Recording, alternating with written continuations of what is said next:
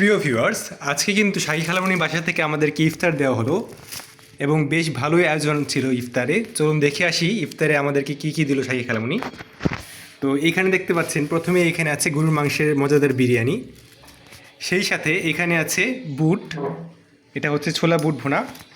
তারপর এখানে আছে বেগুনি, বড়া, আলুর চপ এবং ডিম চপ। সেই সাথে আমাদের কিন্তু বাসায় মেহমান এসেছে। তো মেহমান হচ্ছে আমার খালামণি এবং খালুজান। তো তার সাথে আম্মু এখানে বেশ কিছু আয়োজন করেছে, চলুন দেখে আসি কী কী।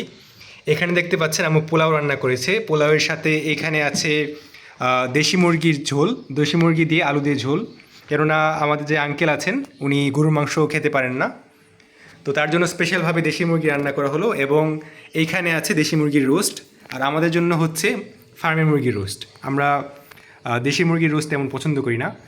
আর এইখানে দেখতে পাচ্ছেন এইখানে আছে ডিম ভুনা, কাবাব এবং মজাদার তেলাপিয়া মাছের ভাজি, সেই সাথে আছে সালাদ।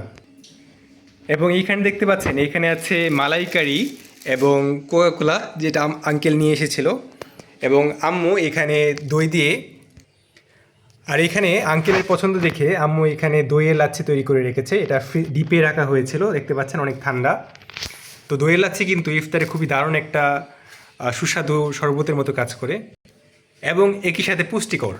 তো ভিউয়ার্স, আজকে এই ছিল আমাদের আয়োজন। অবশ্যই কমেন্ট করে জানাতে ভুলবেন না এবং কমেন্টে মাশাআল্লাহ লিখতে ভুলবেন না।